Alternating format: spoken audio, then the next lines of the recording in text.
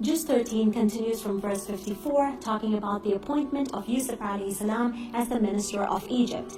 In 58 to 79 is Yusuf alayhi salam's encounter with his brothers for the first time after they threw him into the well. 59 to 62 is his plan to bring his brother Binyamin to Egypt by offering his brothers Binyamin's share only if they brought him along. The brothers return home to convince their father, Yaqub alayhi salam, who agrees only after they assure him of Binyamin's safety by taking a pledge in the name of Allah. Ayah 66. The brothers return to Egypt for the second time with Binyamin. Verses 70 to 79 now give details of Yusuf alayhi salam's plan to detain Binyamin in Egypt by placing a cup in his pack. The brothers return home to inform a bereaved father whose response, while his hope and trust still intact in Allah subhanahu wa ta'ala, is sabrun jameel, a beautiful patience. Upon their father's instruction, the brothers return to Egypt the third time to investigate the matter, and this is when Yusuf alayhi salam reveals his identity to his brothers.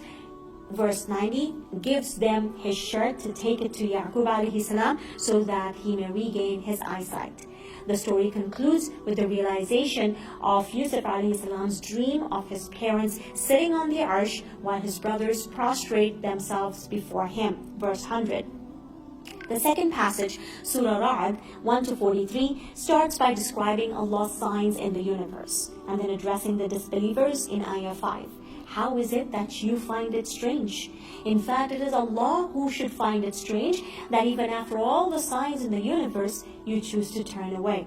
Allah subhanahu wa ta'ala then goes on to list the characteristics of the ones who believe, how they fulfill the promise of Allah subhanahu wa ta'ala. Do not go back on their words. They're good to their family. They fear their Lord. They know there is going to be accountability. They're patient. They pray. They spend. They respond to evil with goodness. These are the ones who find their comfort in the remembrance of Allah subhanahu wa ta'ala.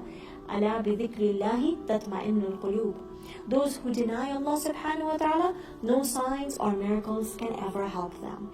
Therefore, concluding the surah, instructing the Prophet sallallahu alaihi wasallam to ignore their denial when they say, you are not a messenger.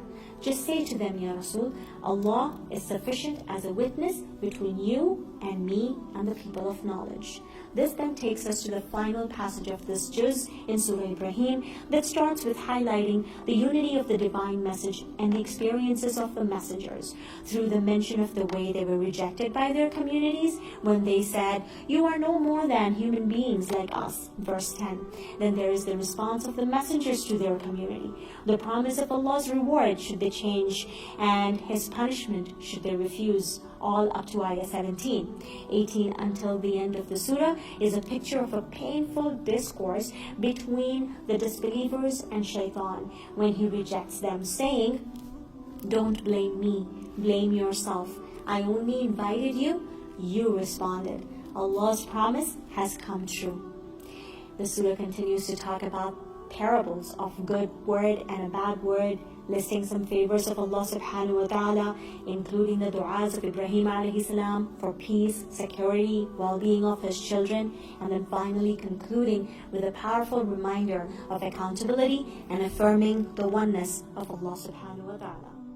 من أجبت دعاء نوح فانتصر وحملته في فلكك المشحون يا من أحال النار حول خليله روحا وريحانا